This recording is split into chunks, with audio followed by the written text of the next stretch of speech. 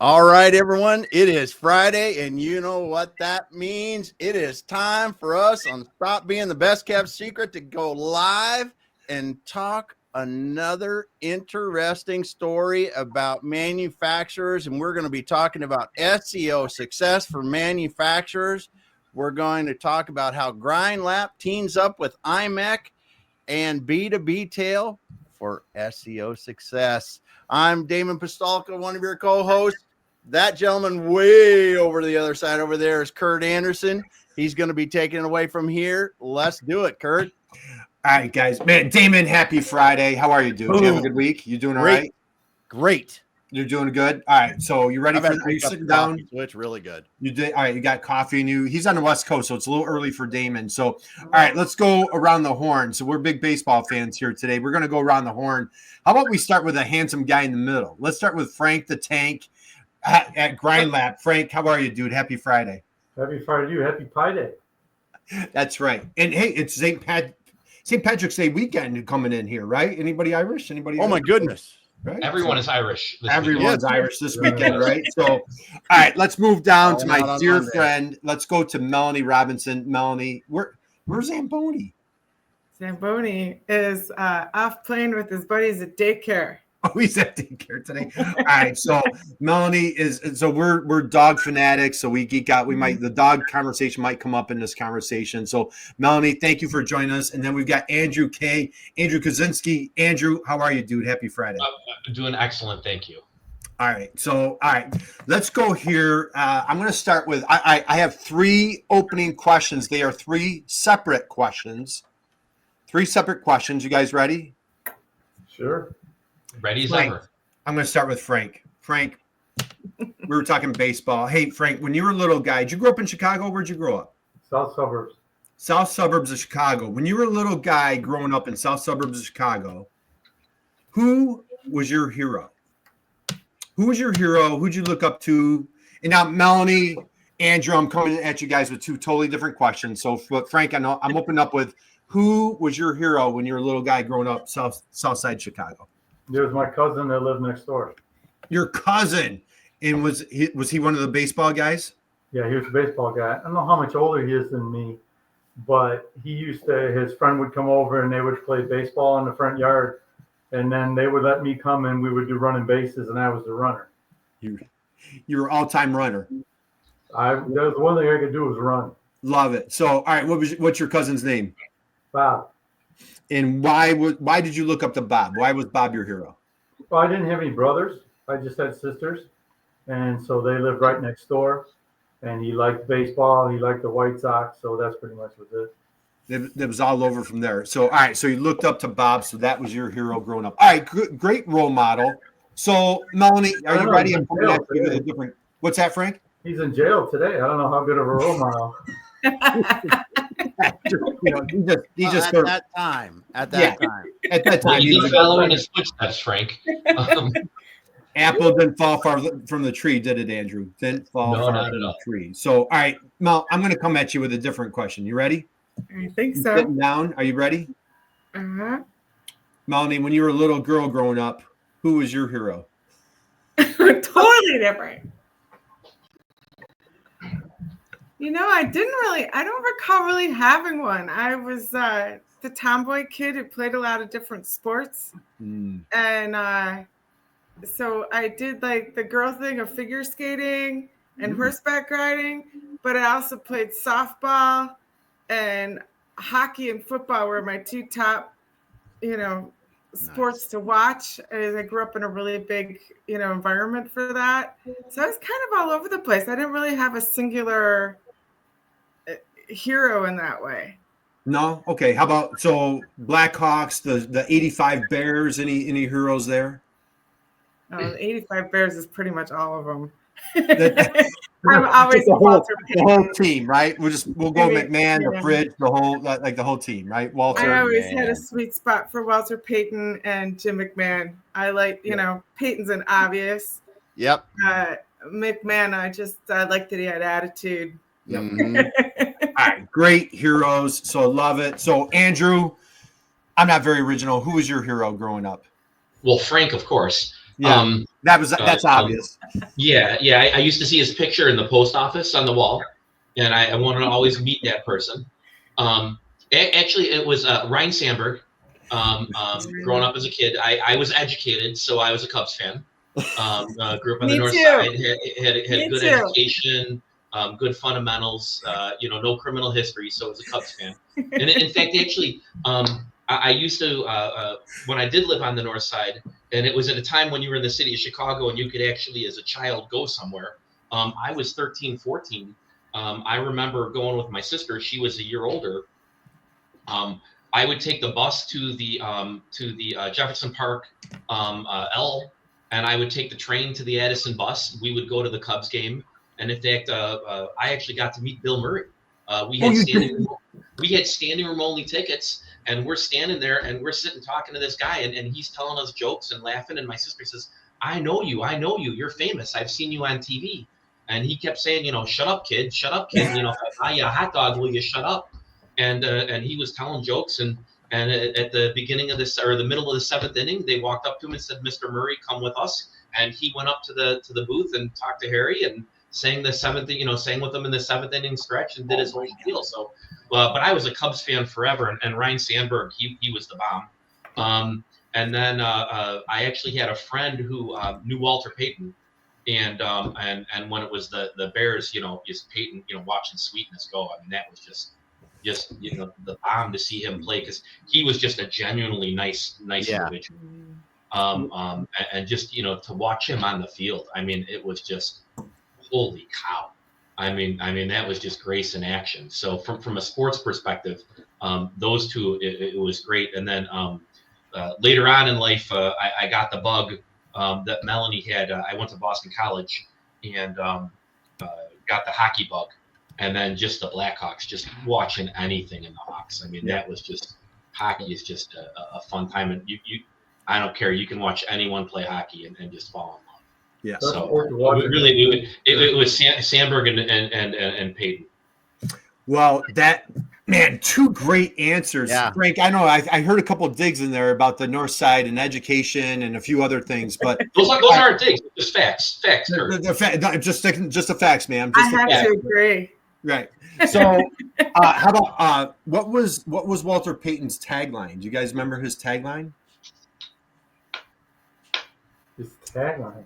Never die easy. Remember that one? No. I think I might Google it. I think he wrote a book. I think we're gonna have to confirm that, but it was never die easy was Sweetness. So, all right, great answers here. So we're going around. We've got Cousin Bob. We've got the entire 85 Bears, and then we've got Ryan Sandberg, and of course Walter Payton. So great answers. Yes. Frank, we're here. We're talking about Grind Lab, and can you do me a favor? You know what? I'll put it out to any one of you three. Grind Lab. Can you please share who is Grind Lab and how are you guys making the world a better place? Who wants that one? Take it, Andrew. Okay. Who is Grind Lab? I always kind of try and think of what's our elevator pitch, right? And what do we do? And I'll share it with you this way. I'll try and dumb it down if that makes sense. And I was just talking to my daughter about this last night. I've got a 22-year-old and a 14-year-old, and I always ask my children's friends, I go, what do your parents do for a living? Whenever they come over, my kids are always, why do you ask that? And it's, I just want to know. I'm curious, maybe later on in life, if I need a favor or I need something, or I want to know what do they do. And so I always ask my kids, I go, well, what do you tell your friends? What do I do? What is it at work that I do? And it used to be, well, you yell at people, Dad, or something like that. That was in the old days when they're younger. And I go, but no, what is it that we do at our company? How do you simplify it? And they always say in the simplest level, well, we make round things rounder and we make flat things flatter. And that's really in the simplest term of things. And then, but my sales gimmick, my little kind of speech thing, because, if you go to someone and you say, well, we do Blanchard grinding, we do flat lapping, we do OD grinding, we do centerless grinding, we do honing. If you ask anyone on the planet what is honing, they probably, 95% of the population doesn't know that, and 4% of the population is lying, and then the other 1% knows what honing is, right? But you know, and then let's be honest, you know, Yeah. and then you know, I can do my fancy sales speech and say we make things so flat, we measure the flatness by the amount of light deflected by a helium atom. I mean, that sounds really kind of cool and impressive, right? You know, I mean, that's how I get all the girls at the bars, right? You know, don't tell me how, but you know, that's my pickup line. But what we do is, in a simple level, is machine shops make something. They make a part. You know, the world goes round because, you know, when you get in your car, you don't think about all the components that go into your car. You don't think about all the parts. You know, in an airplane, when you get an airplane, you want it to take off, you want it to land. You don't even pay attention to that, right? You're more worried about getting to Disney or getting to your conference or wherever. You don't think about all the components. But a machine shop, they make a part. I brought some with me. I've got this little guy right here, right? What does it do? No one knows. A machine shop is really happy. They can take a part and they can design it and they can machine it and they can hold a tolerance to 5/1000ths of an inch, right? They can make this so it's, you know, 1.35 inches plus or minus, you know, 2/1000ths of an inch, and they're happy. Well, this part needs to fit inside of something else, right? Well, that's not good enough. They need to hold that tolerance to within 51 millionths of an inch.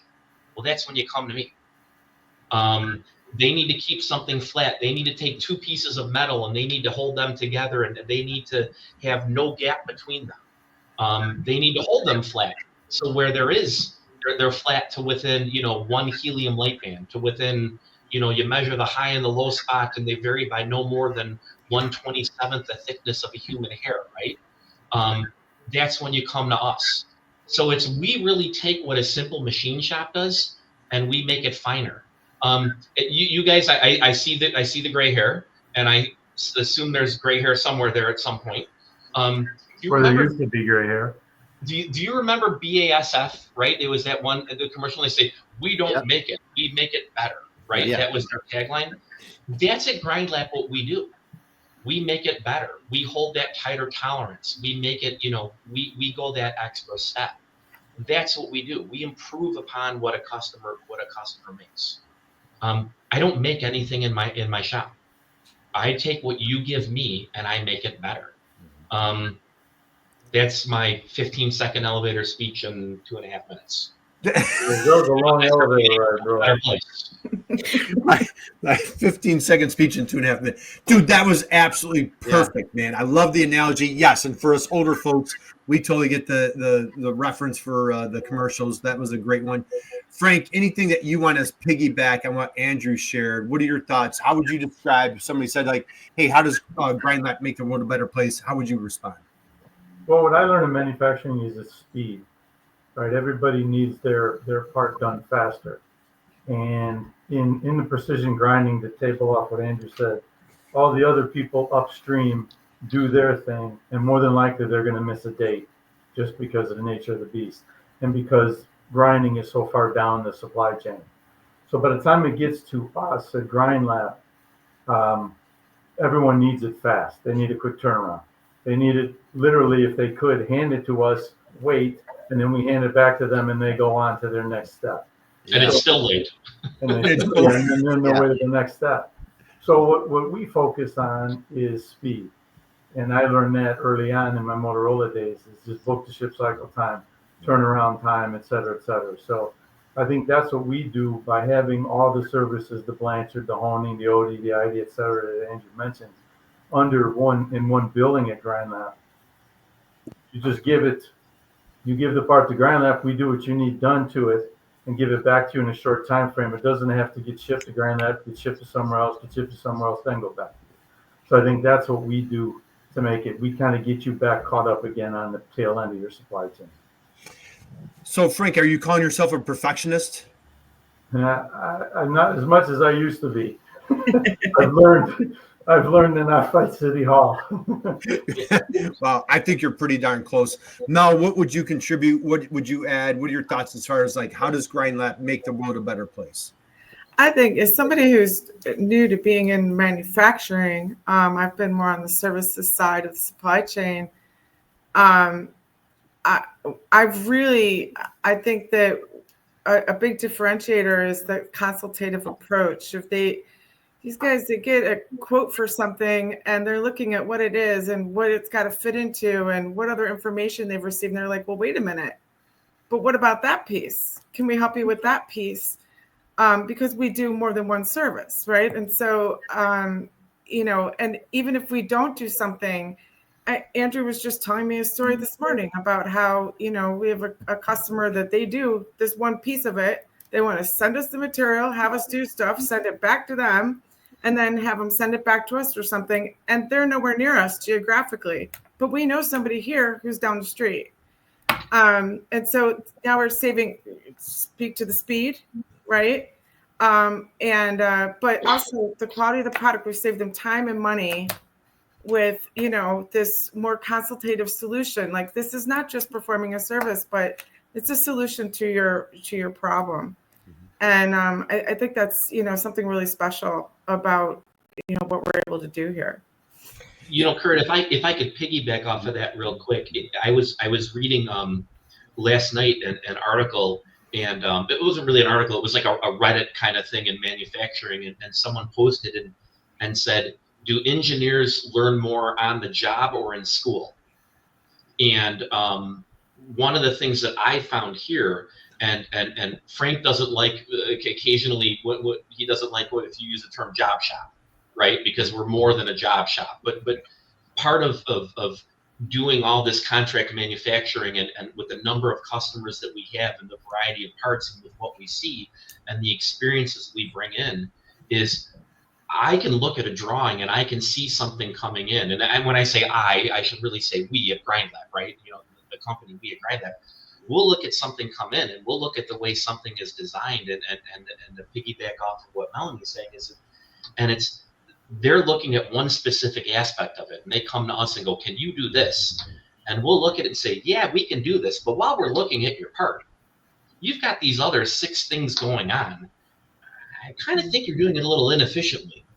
Have you ever thought about doing this? Have you ever thought about doing that? Or, you know, in the middle of this operation, you know, maybe we should do this first or that first. I had a customer come to me the other day and they want me to remove anodizing. Anodizing is for lack of a better description, you're adding like a plating or you're coating a surface with something, right?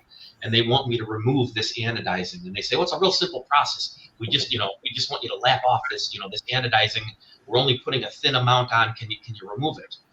It should be fast. Well, the surface that they want us to put the anodizing on is curved. And they didn't realize it because it's just the natural, their machining process, it's curved. So we only need to remove this much material, but the surface is curved. Well, for me to remove that much material, I'm going to have to remove the entire curve. That's a lengthy, expensive process. So I said to him, I go, well, how about you send me the part first? I'll lap it completely flat. Well, pretty flat, 1 or 2 helium light bands. Now, when you anodize the whole thing and send it back to me, it's a lot cheaper. It's a lot faster. I'm probably going to save them. Oh, heck, they want to send me these parts once a month. I think I'm going to save them about $1,000 a month by sending me the part twice. I said, how about I do that for you? Their engineer designed it, came up with the whole process, but because we've seen it and we know anodizing, we do that consultative approach. And I could have just sat back and said, you know what, send it to me, I'll charge you the money. But that's what we do. And because we've got the experience of working with all these things, we go to them and say, look, I think I've got a better way for you to do it. And I think that's what Melanie's referring to. Not just order takers. Yeah, we share our experience. We want to make it, and we ask a lot of times when the drawing comes in, well, what are you doing with this? What are you doing with this part? What's your goal? Because then we can look from that and say, well, based on our experience, here might be a better way to do it. Yeah, a lot of times, if I can jump on you, a lot of times they'll ask for a really tight tolerance somewhere. And that really tight tolerance will force us to go to a lapping operation, right? And we'll take a look at it and ask the question, where does this ultimately get used? What's the next step in this? And they'll tell us. And we'll say, well, if you can soften that tolerance X, whatever that is, we could Blanchard grind it instead of lapping it. And we could do it a heck of a lot cheaper. And they'll go back and take a look and go, you're right. We don't really need to hold that tight of a tolerance there. And if you can save us that money, that's great. So they'll kind of redesign that aspect of their part. before they give it to Grind Lab to go ahead and do. I So that's it. I got one more quick story on this, and I know I'm still in my 15-second elevator speech, right? We had a part we were working in.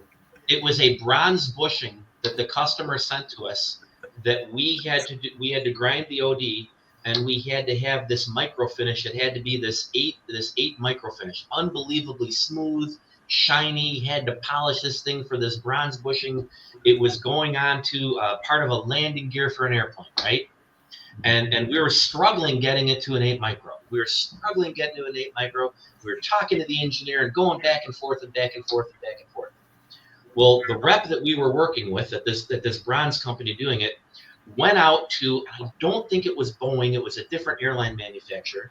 And they went out and they talked to them, and they were talking to them as the actual mechanic was going to put it on the plane. He's going to put it on the plane, and he goes out there with a friggin' hammer, and he puts it up there, and he's just banging the thing and beating it onto the plane. Do we really need this 8 micro finish? Do we really need this smooth part when the guy's beating it on with a hammer? No. So a lot of times you take that, and now we have that as experience for the next time. And that's the stuff that we build on, and that's why we ask questions all the time. And that's the experience that we use to develop. Right. And that's when Melanie says the consultative approach, we always ask questions. And that's why we give you a 4-hour answer for a 15-second question. Andrew, you got to stand up. It's a little tagline underneath the logo. The Grind Lab difference. Right. That's what it is. Right. That's what we call it. Well, and you mentioned it. Someone mentioned it before. Does the engineer really understand or learn anything in college, or is it on the job? And I don't think they, college, it teaches you math. That's about all engineering school does. It teaches you how to draw the thing in CAD, but not why you need to draw it. But you make a great point, because it could be that engineer is designing that landing gear assembly, and they went out and just searched Google to go, okay, what's the normal tolerance for something in this kind of situation? They got no idea what that looks like. They didn't pick up pieces of metal and go, okay, what's it look like on these different finishes? There's nothing in there, because they're in that electronic world of designing anymore, and probably are not even, may never have even seen it go together. And University of Illinois, their racing team reaches out to us every year, and we work with them. We do some work for them. And last year they came out to us and they said, we're designing some brake rotors, and can you grind the brake rotors for us? And he comes back to me with this design, and I say, well, how flat do you want them? How parallel do you need them? And he goes, I don't know.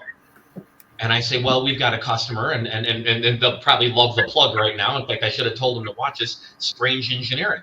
Strange Engineering sends me brake rotors all the time to grind, and there's tolerances. And I said to him, I go, hey, I got a buddy over at Strange Engineering. You want to do some brake rotor work? Why don't you give him a call?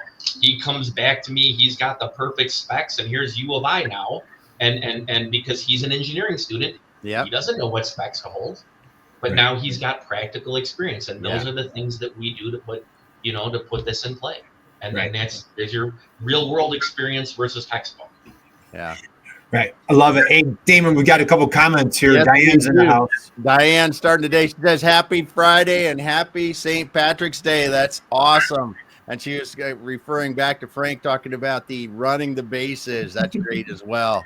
And then Melanie again about participating in team sports teaches us that while there are many good heroes and mentors, teamwork makes the dream work. Absolutely.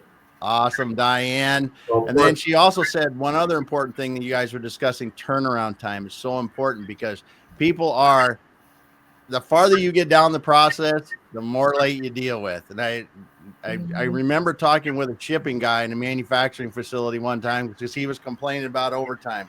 I said, well, if you're at the end of the process, you get everybody else's poop that gets there, and you get to deal with all that. And so that's the way that works. Yep. But then we've got Vishal here. He said, hi, everyone. Vishal here from India. And that's the way we go. Thanks so much, everyone, for dropping your comments today. All right, so let's dive into manufacturing. So, Frank, let's go back to your career. You mentioned Motorola. What brought your talents, your skills, your superpowers into manufacturing? Why did you choose manufacturing for your career? Yeah, so I didn't choose manufacturing. I chose to be an industrial engineer because I hate waste. I like things efficient. I like to see things run smoothly. And the part of that industrial engineering naturally just went to manufacturing. So manufacturing was the outlet for that passion. And Motorola was great because back then it was reduce inventory, reduce book to ship cycle time, improve turnaround time, quality was a table stake. There was a lot of manufacturing that took place where I was in Schaumburg. I mean, a lot of manufacturing. So there was always some issue with the part, and you had to get the line back up and running again. And so that just ingrained on me. You know, we had to make the month at Motorola, then you had to make the quarter, then you had to make the half, then you had to make the year. It was very hockey stick every month. And so you learned real quick that you got to identify the problem, you got to identify the short-term fix to keep the customer going again. And the customer could be the assembly lady in the front end as opposed to, you know, a customer. So you got to come up with that short-term fix. Then you got to come up with the long-term fix to make sure that problem never happens again. And that was just like poetry in motion to me because it made just perfect sense and it aligned so much. And then as I gained more experience there, I learned how to look at how does material flow, how does information flow, take it back from the shop floor to the design engineer. To what Damon was saying earlier, you know, they design in a vacuum. We on the shop floor, we have to make all those pieces come together, design for manufacturability, right? So I got smarter and smarter at that and all the interrelationships in the entire ecosystem of it. And then as I continued to go on through life, you know, I saved Sony $30 million a year following those same principles I used at Motorola that were just literally pounded into your head because every day was faster cycle time, got to get it done, problem, get the line back up running again, get the parts inspected. I need 10 parts to get me through today, send the rest back to the vendor. That's all it was. And that just played right into my passion.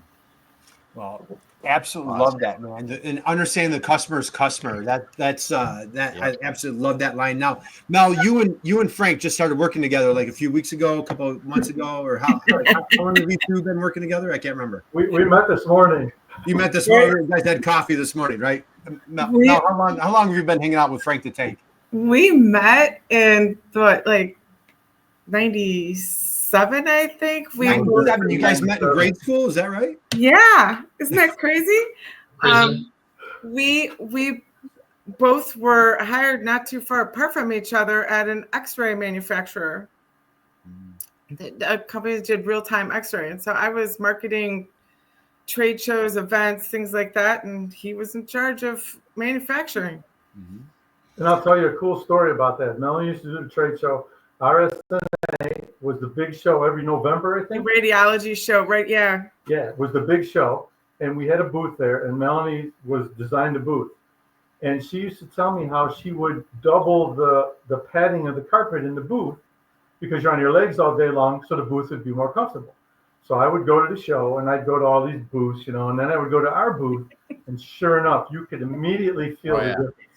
So when I built my house and I needed carpet, I said, I want to double the pad. I didn't know this. I've done that in 2 houses. I double the pad and my kids go, oh, I appreciate Melanie for this carpet. To this day. The house I'm in now, 9 years ago, I carpeted it. I doubled the padding. And to this day, my kids go, yeah, I don't like this about the house, but I love this carpeting. I love this carpeting. Okay, so everybody listening, if you're doing a trade show, you've got it. So, where did you come up with that one? Well, here's the deal. It's not cheap. Okay, so I would not do that for a normal trade show. You can get by. This particular show, huge. It was 5 days long of like 8 to 6 p.m. And that is a killer on your feet. It really is, because there's no padding anywhere else in the place. Right. Yeah. And so, if it's a 2-day show, I'm not going to spend that kind of money. And this was a large booth. I mean, it was like 400 square feet was the smaller version.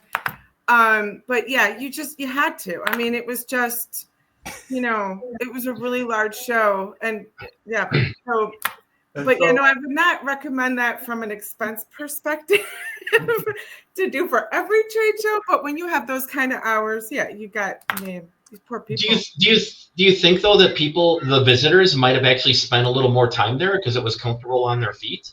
Could be. It was night and day difference. Very well we could noticed be. it immediately. Right. Like their booth was like completely packed with everybody just standing there, just like to have For some reason, they like that booth better and don't know why. Right. Yeah. And our sales reps, notoriously in most companies, sales and marketing don't get along. They're always button heads. Right. Oh no, they love me. Good. Absolutely genius. That is just a stroke of genius. I love Melanie, when we were working at that company, I actually got an idea to do a startup. Mm-hmm. And I went to Melanie. She was sharing an office with an HR lady. And I went to Melanie. I said, hey, can you help me make a trifold brochure and design some business cards I want to take to the Consumer Electronics Show, try to get this business off the ground. And she helped me. She found a printer she used local, hooked us up, got all these things made. They were beautiful. We took them to the show. It was great. And when I left the office, her and the other lady's name was and I said, when I get this going, I'm going to hire you guys. And when I left the office, the two of them just laughed. Well, when we started it up, it worked. I hired them both. Years later, we were both working for him. Yep. My goodness. So, all right. So Awesome. you can't get enough of working with Frank. Is that what's going on here, Melanie? Yeah, because then we split up for a while, and now we're back together again. Back together at Grind Lap and just all sorts of fun things. I know a lot of logistics. So, all right, Andrew, let's come to you. I feel you have a fascinating story. Did you go into manufacturing, or did manufacturing find you? How did that go? Well, actually, my background is information technology and educational administration. In the late 90s, I owned an IT company. And I readily admit I ripped everyone off with Y2K. Told everyone it was a waste, but made a lot of money doing that.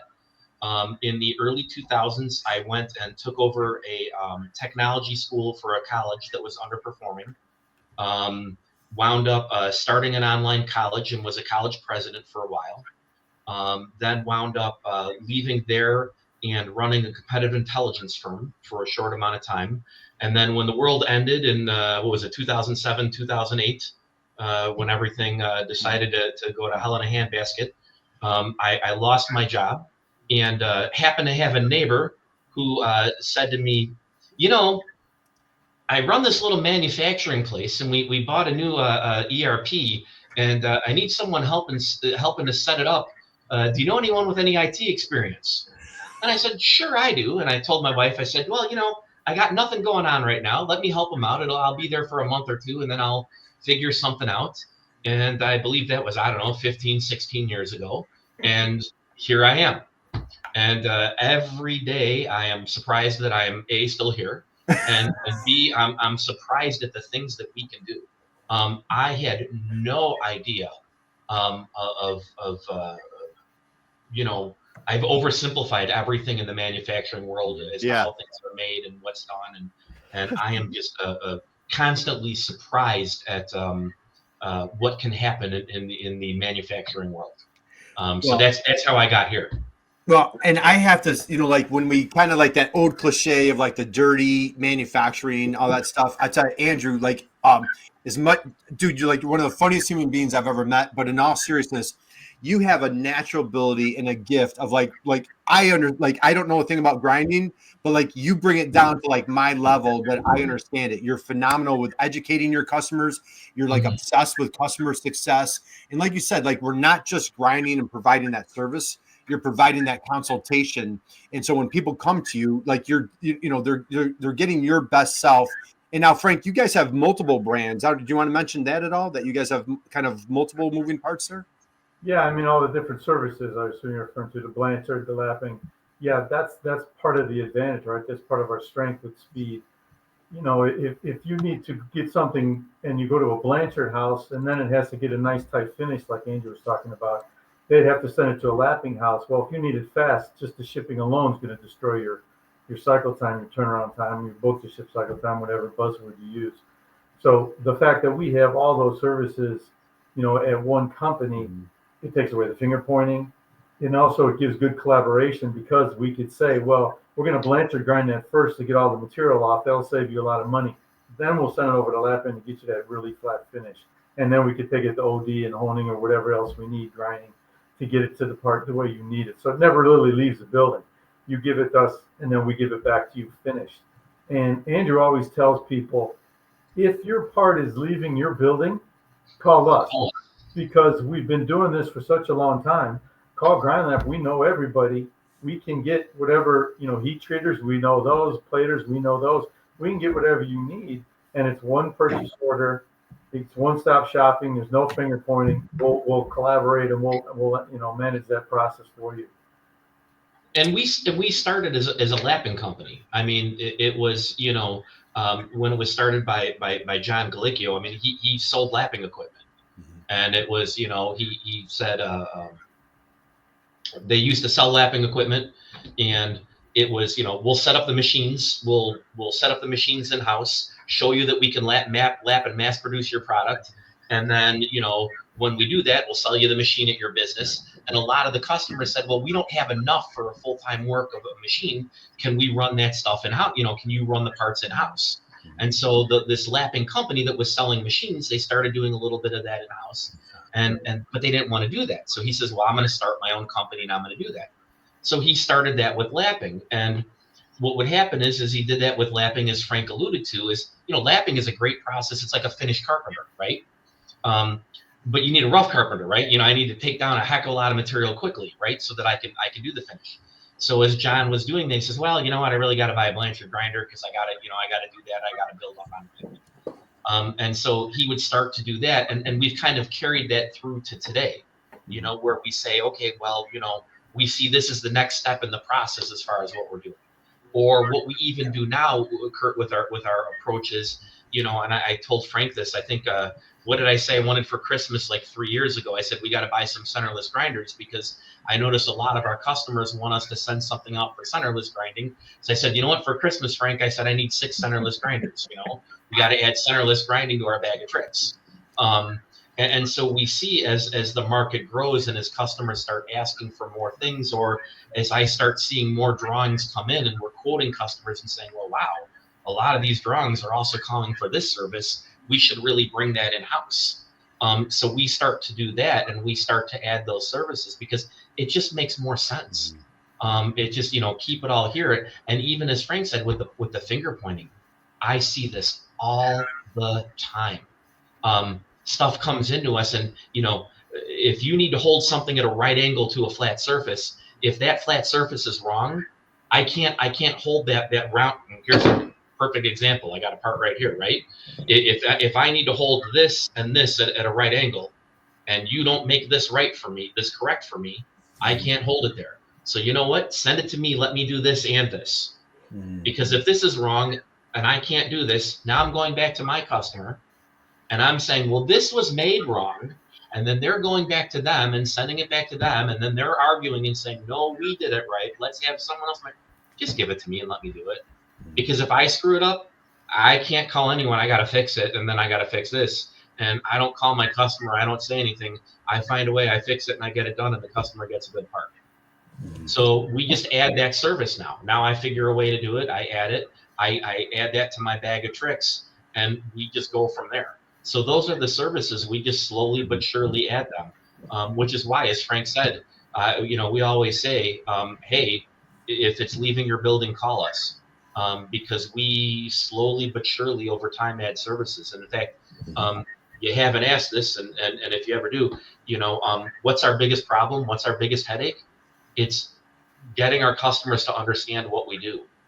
I have customers to this day who will call me and say, hey, because it's leaving their building. Hey, Andrew, do you know anyone who does centerless grinding? Me. Oh, you do? And they've been a customer longer than I've been a grinder. Emails, it's on quotes. I mean, we've spent years getting the message out. That is the biggest challenge. Right. We have all these services.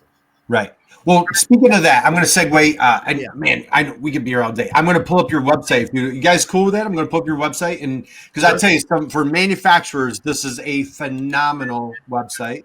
and let's take a look at it. That's the So, partner. By the way, there was a company that's been helping us with our website and our SEO. I can't remember the name of that company. Kurt, you might know the name of that company. Kurt, who is that? It was Fishtail or something. I got to ask my mom. I think I got to ask my mom if she can remember the name of that company. B2Btail, and I believe we found them through IMEC, right? Hey, and you know what? We're gonna give a big shout out to IMEC. So let's who wants to give a little grand tour of the website? Because I'll tell you, you guys have done a phenomenal job. And as you mentioned, Andrew, a lot of folks are like, hey, we don't know what you do, but you guys are fierce educators on trying to help your clients. We're going to poke around here, but just when somebody lands on your website, just walk us through what do they see, what's going on here. Sure. I mean, well, we do talk about initially when they go to our website, we give an initial, kind of information. Here's what we do with the lapping, the honing, the grinding. Just interrupt you. What you got right there on the screen, go up a little bit. I want to see the red. There you go. For the perfect finish on every part, your single source for comprehensive services. That's what we're trying to hit. We do, we're a one-stop shop. Drop the mic right there, right? Yeah. So let's go there, Andrew. For for folk, like we don't have to do a super deep dive, but you're talking honing, lapping, centerness, grinding, all sorts of different grinding. Yes, OD, ID. Yep. And even within lapping, you have single sided and double sided. And so for machine shops, CNC shops, do they know that language, or like that's where you're coming in as the consultant, kind of educating them? Well, you know what? It's interesting. A lot of people know the language. A lot of people don't. There's different terminology. It's kind of like, when you talk about Kleenex, right? Kleenex versus tissue paper.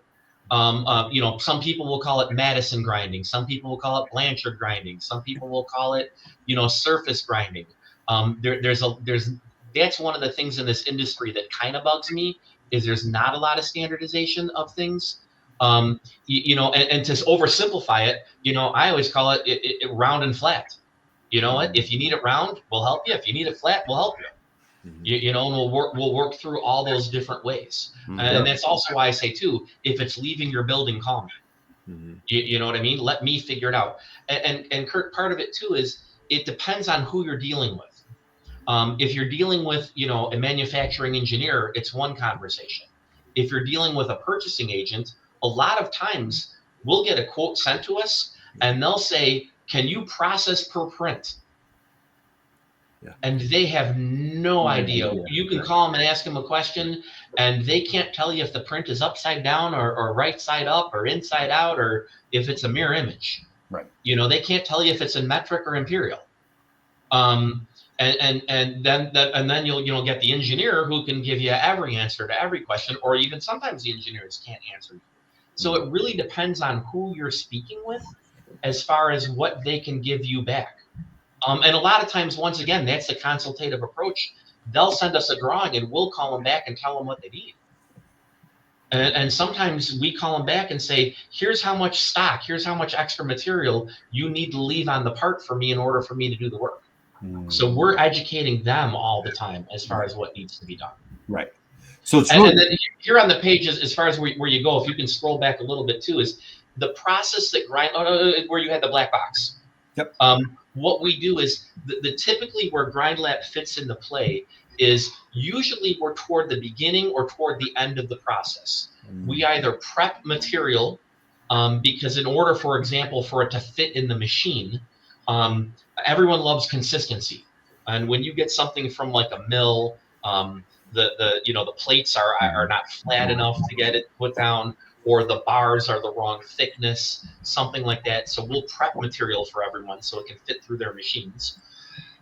Excuse me. Or at the end of the process, it's already been machined, but they can't hold the tolerance, or it's been to a heat treater, and when things are heated, they'll get bent or the size will change. And so we're doing that final process for them. So that's why we've got here the pre-machining, the post-machining. We try and give like an overall picture of here's what we do pre-machining, here's what we do post-machining. And then if you scroll up, of course, for the people of the different educational levels, as far as what we do is I show pictures.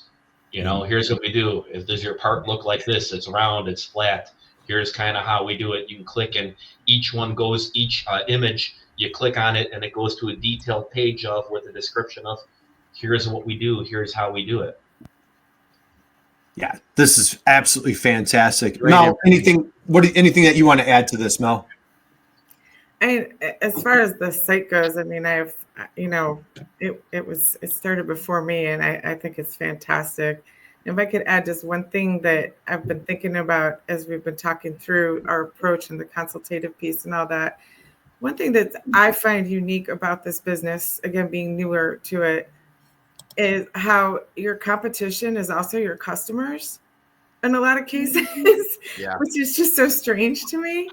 And I think it's been really impressive to hear stories about how, competitors are also partners, not even necessarily just a customer. When we talk about taking on more services and doing more, it's not just for the sake of taking on more. We're not going to take on something if we're not going to be experts at it, if it doesn't make sense to. We know people who can do things, and we work with those people on behalf of our clients too, and that's all part of that approach.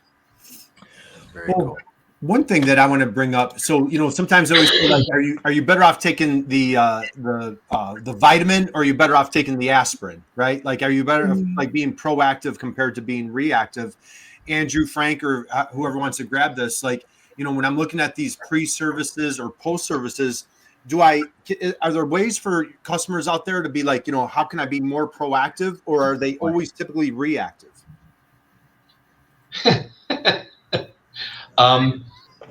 I would love it if our customers were proactive. Most often they're reactive. Typically in our world, we live at a lot of the work that we do is post machining, and we're at the end of the food chain. And everyone tends to run long and run late. So the material was delivered late. Someone called in sick, so it was machined late. The heat treater is running behind schedule. Something got delayed in shipping.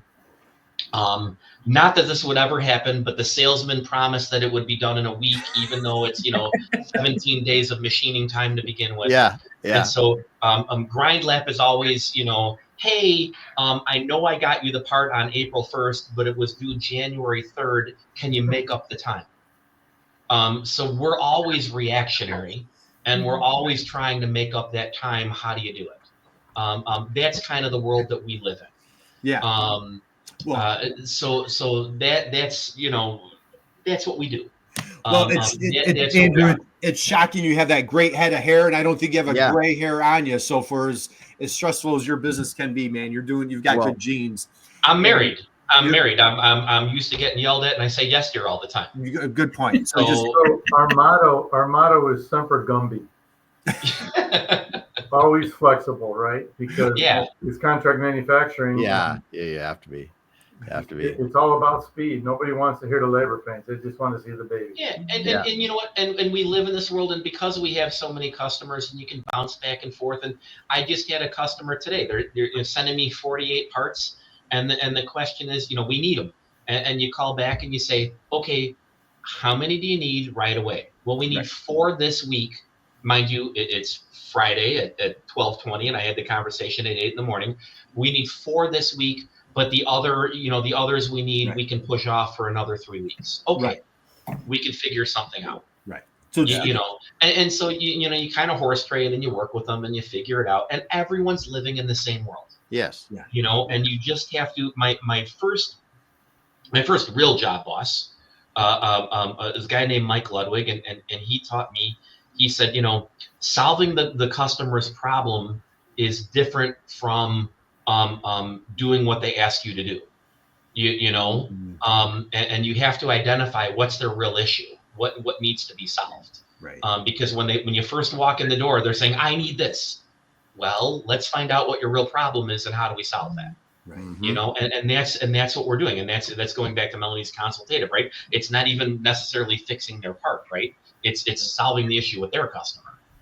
How do we help them? How do we get that going? And that's what we do. We're a service business, and service is not just servicing their part; it's servicing your customer. Right. It's a little bit of playing detective and just trying to figure out what the true culprit, what the challenge is, and what do you need to do immediately to just get them out of trouble is what you're saying, right? Well, at the same time, I think that what Andrew said is so true with anything. If you have context for why you're doing something, you're going to do it so much better than if, someone says, I just need you to do this. Well, if you don't know why you're doing it, you can't be that value add that, could make the difference. Right. Well, I'll tell you, one of the things that you guys did. So Andrew, when Andrew can't sleep at night, he's up pecking away on the computer, and he's a fierce, unapologetic educator. And so he put together tons of blogs. And so we had the honor and privilege of working with the team at GrindLab through IMEC. And so Andrew, we're going to be winding down. I know I could keep you guys all day. Just share a little bit about like your how do I want to say, your commitment to that education piece. And like, you have some amazing content that you've put out on the website. I love this one here. Just the one you've got up there, because when I first realized what that was, when I got into the meeting, I was like, you got to be kidding me. Right. Well, first of all, like when I started my undergrad, I was a math major. And so when I came to GrindLab, I was like, what the hell's going on here? Yeah. And it's still to this day, it drives me nuts. Right. But that's one of the things that actually, when Kurt, when you talked about us doing this, it's actually really helped. Putting together these blogs has really helped our search rankings, number one. But it is helpful because I've actually had a couple people mention it. And at first I thought these are going to be just, kind of like, I'll be honest, when you said do these blogs, I thought, okay, I'll pay you lip service and I'll do a little bit of it to that. But it actually has really helped, and it's been informative to some people. But it also has helped our search engine rankings. It's good information, right? Yeah. And I think it educates some of our customers. And I also think it helps lead GrindLab for people to see that there is something behind it, that we do have that consultative, that we do know what we're talking about with things. We're not just saying, hey, give me a part and do something, and we can explain it, and we can have, there's knowledge behind what we do. Yeah. And I think that's important. We're legitimately experts. Yeah, Yes. it Yeah. establishes authority by seeing all the content. It really does. Yeah, we do know what we're talking about. Yeah, Yes. yeah. Right. And so what he did, he teamed up with Amy and our team. And so Andrew had the foundation of literally dozens, I think it was like 30 blog posts that were just kind of that were sitting on the sidelines. And so it was just great. It was just such a gift to just kind of watch a team come in and like they're just putting out content after content. We went through our little exercise and like our ridiculously important keywords. Hey, Andrew, should I do the pop quiz for Frank? See if he still remembers. Should I do that pop quiz? Oh boy. Important keyword. How about? And do you remember? So I'm sitting in their conference room, and remember Google Eats, Andrew? Remember that one? Yes. Yeah. I go, hey guys, I go, we're talking about Google Eats, and like Frank rattled it off. He goes, Kurt, I got it right here. It's expertise, authority, experience, and trust. Andrew nearly fell on the floor. We were dying. So that was Frank was like, wait, I know it. Kudos to Kurt and his team at B2Btail. They educated the snot out of us. They made us much better from an SEO perspective. We learned. Oh, absolutely. Kudos to Amy and her team at IMEC. Made it all possible with the grants and so on. So, you just got to take advantage of your opportunities, and what a blessing it's been. That's awesome. It's been really helpful. And you know what? And we've actually, Kurt, I don't know how many of your contacts have continued to do things and stuff like that, but we continually meet and we're going over everything, and we're reviewing all the tools that we've gotten from you. We're going through, and we still use all the tools. We still go through everything. We're definitely not as skilled at putting things with the blogs and the Queen's English as you've been able to do with us as things with that. But it's oh man, the stuff that we've been able to do by working with you is just amazing. I recommend you at every turn every a chance I get. It's been really helpful. Awesome. Yes. Thank you, Andrew. Call me later. Did my mom called you? Didn't she? She called you before the show. She's on the phone right now. I've got her on speaker. Andrew, please, like the kid, like he's hanging on by a thread. He's very, all right. I need him to finally move out. Yes. Yeah, exactly. I needed That's that. awesome. That was classic. All right, Mel, how about, all right, we'll wind down. We're coming to the bottom of the hour. I know you guys have, Andrew's got deadlines to hit. We've got to get cranking. I've got about a dozen quotes to get out the door. You got a dozen quotes to get out the door. So, all right, Mel, let's go here. Best way to reach out to you guys at GrindLab. What's the best way to find our team, our friends at GrindLab? Quote at grindlab.com. Even if it's not a quote, send it there. We will help you. That's the easiest. That's right. They're all over social media. They're on LinkedIn, Facebook. Go to their website, YouTube, you name it. They've got all sorts of blogs. And so, and Frank, as you mentioned, for our friends at IMEC, you would recommend your friends, your family, your dog, Zamboni. I know Melanie's dog. Would you recommend all your friends to our friends at IMEC? Amen. Absolutely. Oh, absolutely. And if you're not in Illinois, find another MEP wherever you are and find them and tap that resource. Yeah. It really has been phenomenal. It's been a great experience. And I think that kudos to Andrew for having all that content written ahead of time. That just made us be able to do so much more with Kurt. Yeah. Because we weren't spending calls just talking about, well, what should the content of this one be? I think that, that just gave us just so much more out of the program than we would have had before. Not that it wouldn't have been helpful before, but it just was like a step up from that is part of why we've been so excited about it and so, have so much passion for it. It's been wonderful. Yeah, well, I give kudos to Kurt because he's like a muse. I'm telling you, it's like, I don't have an idea. And Kurt's like, well, you don't have an idea. Let me give you this idea. Let me give you this exercise. And then like 5 minutes later, there's like a spreadsheet of like 36 things to go through. Yeah, that's true. You are good at that. And Mel, you had a great advice of like, man, every client should like be, that. So Andrew, we've decided we need to clone you. And like, we need like 20 Andrews out there. So tell your wife, tell your parents that we're going to have like 20 Andrews. Frank, is that scary or what? What are your thoughts about that? I'm out of here. My mom has an opinion on that right now. Yeah. And 20 of them focused. Oh my gosh, it's not possible. 20 Andrews. All right. So, you know what? And and from by my heart, man, I love you guys. Andrew, share, before we close out, what did you do with your dad in 2024? Just share what you and your dad did in 2024. You mean the bank robbery? Oh no. No, the other thing. No. Yeah. My father called me and said, "Do you have a passport?" And I said, "No." And he said, "Well, go get one. We're going to Poland." And my father is a member of the Northbrook Rotary, and they partnered up with a Rotary group in Germany, and that they had been working with, who had between the two Rotary groups had raised money and gathered supplies. And what we did is they had a big semi truck full of supplies that went from Germany to the Poland-Ukraine border. Wow. And what we did is we met a pastor from Ukraine, and we met them on the Polish-Ukraine border and unloaded the truck and put it into all the goods into smaller vehicles so that they could go into Ukraine and would not be targets, and deliver relief supplies to towns. Wow. And so, we got to go do that. So that was kind of fun. And how old's your dad? My dad is 83. 83, man. I tell you, that is what awesome. Kudos to you. What a wonderful father-son experience. Yeah. So inspiring. That was and so we were working together when you did that. And so kudos to you and your dad for very cool. Yeah. Yes. And it started with the phone call. Do you have a passport? Do you have a passport? When your dad calls and says, "Do you have a passport?" You don't know how to handle that. Like, what just happened? What do we need to sleep?